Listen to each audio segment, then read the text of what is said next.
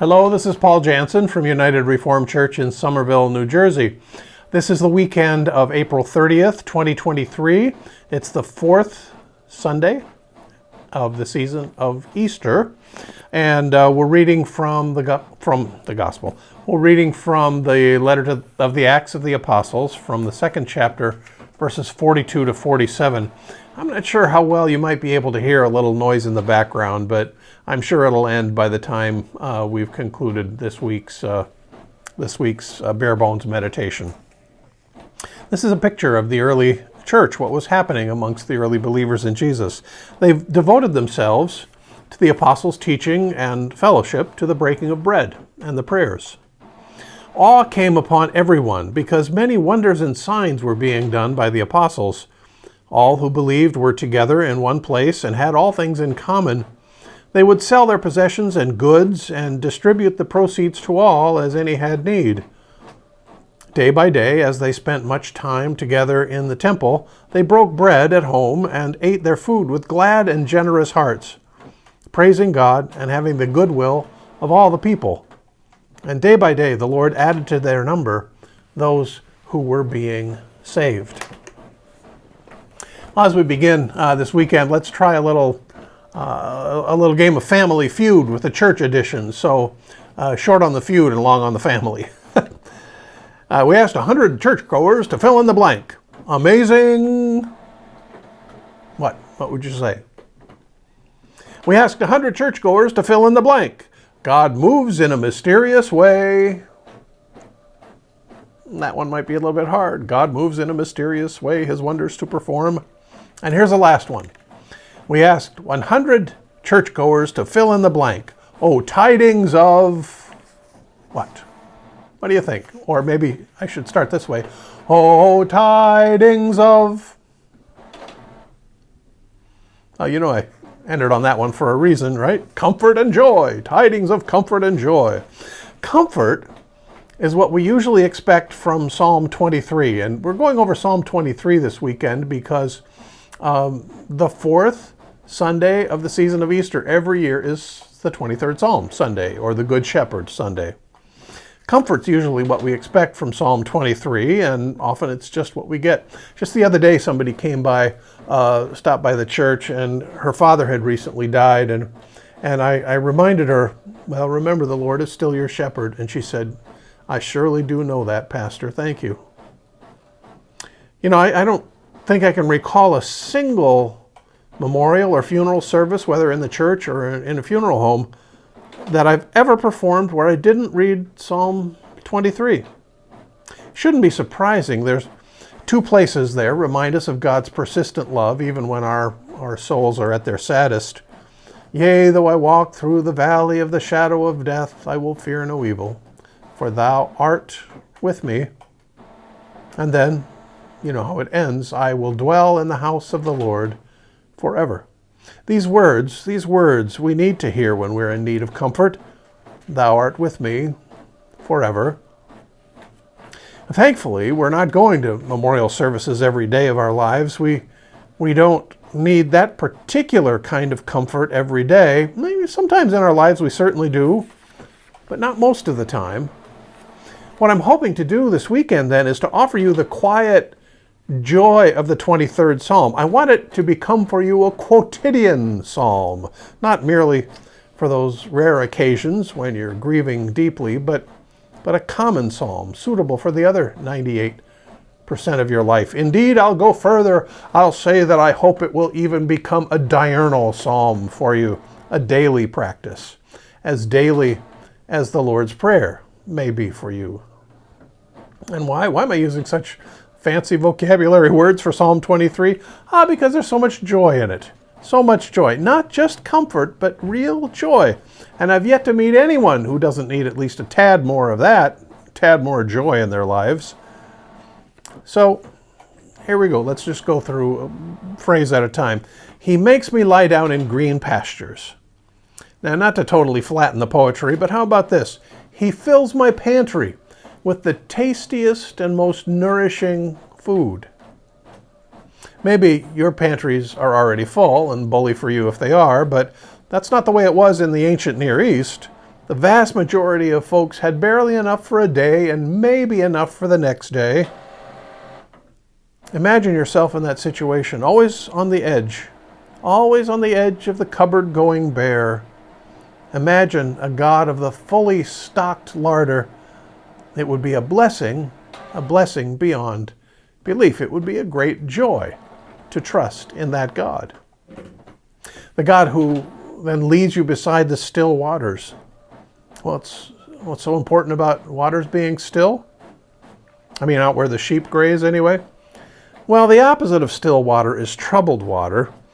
And in troubled waters, the silt, the muck, the goo from the bottom is always being stirred up. It's always is rising in a place that you don't want to drink that water.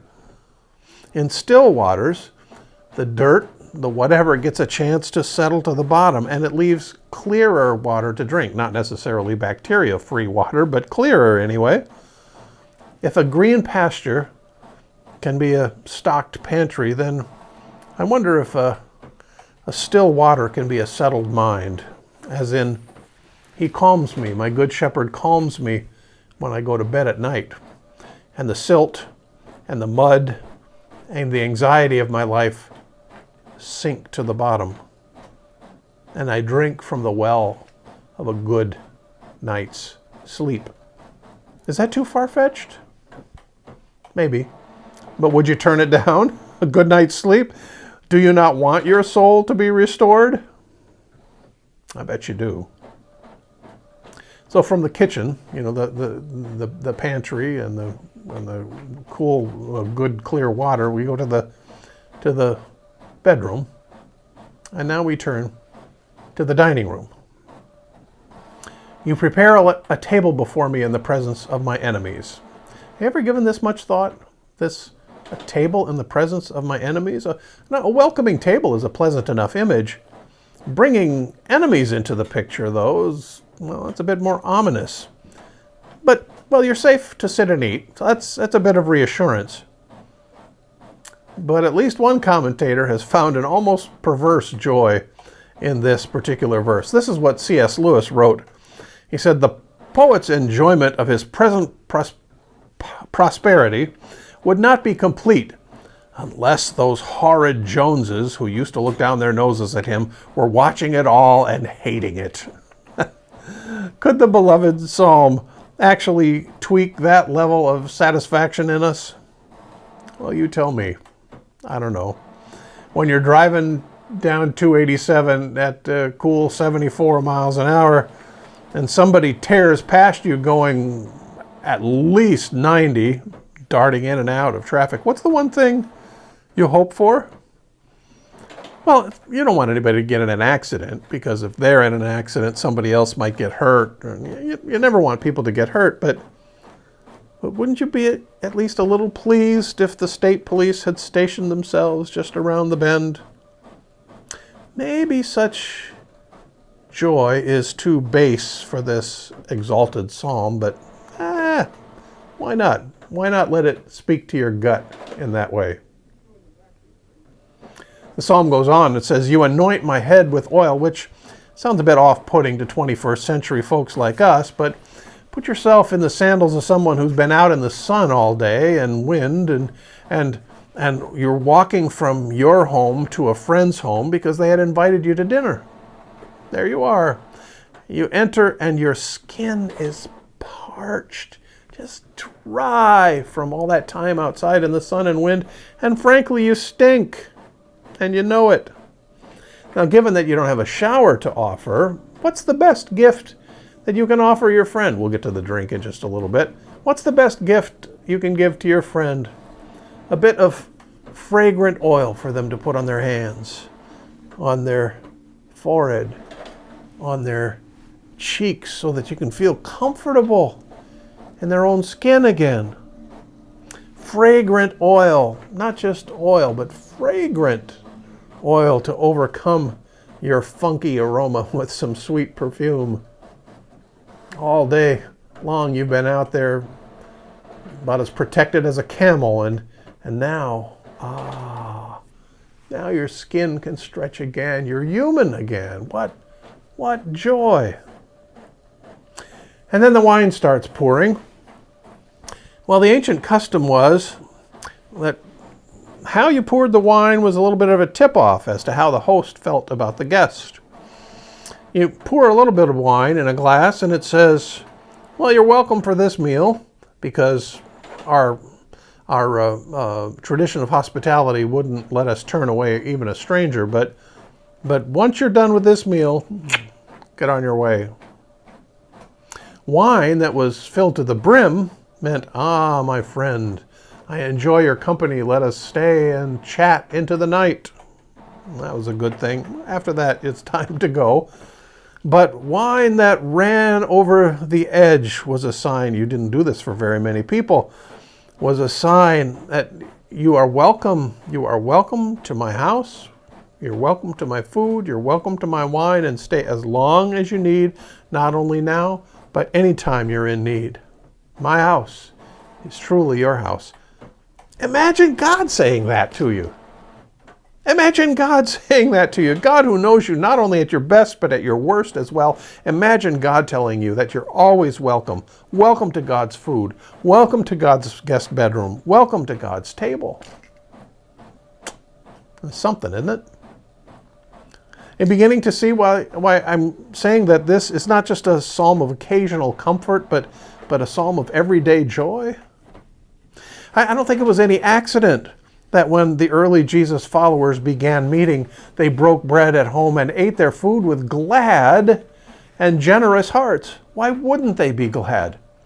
The same Jesus who had said, I came that my joy might be with you, same Jesus said, I am the good shepherd. I am the one who offers you an abundance of life that goes beyond stocked pantries and a good night's sleep and an empty seat at the table. I am the one who wants my joy to keep abounding and abounding and abounding, even beyond you, my good folks, beyond you, my inner circle. No doubt you've heard of or seen a representation of the image footprints in the sand, right? You know, the one where there's two sets of footprints, yours and Jesus's, and then there's just one set of footprints, and what happened there, Jesus? Well, that's where Jesus picked you up because you were in such distress you couldn't go farther on your own. The way a shepherd would pick up a wounded lamb, right? I wonder if it wouldn't be a little more true to the 23rd Psalm if that image then also showed a spot where two sets of footprints went sort of helter-skelter every which way, because that was where Jesus and you decided to play tag together, and you chased each other around and laughed because, well, that's what you do with a friend. And I wonder if there were another place where instead of footprints there were maybe indentations, 4 indentations here, more or less squares, another 4 here, and another 4 there, and another 4 there, and then a place for the legs of a table. And maybe there's a bit of a stain, a red stain on the sand where the wine spilled out, because that's where you sat down and ate together with Jesus and your cup ran over. And I wonder if there should be another place where 2 sets of footprints took long strides together and then stopped because you were flying a kite together. And then whether there were maybe lots of places in between those places where there's just two sets of footprints going together, well, lots of places where there are so many footprints that you just can't count them, and they're going every which way, and you can't tell one footprint from another, because it was never about just you and Jesus, but a whole host of you were there together, and you were never alone. Never alone. Look, I know these images are totally fanciful and they'd make a lousy poster for your wall, but I offer them for the sake of joy. As Psalm 23 with its image of the shepherd and the sheep was meant for joy, for daily joy, for dark shadow days and for bright sunshine days alike, for now and forever. Well, now I've given you Psalm 23, not just for comfort, but for joy as well. And I pray that you have that this week as you continue to walk in the light of the resurrection of Christ. As always, may his peace be with you. We'll see you next week.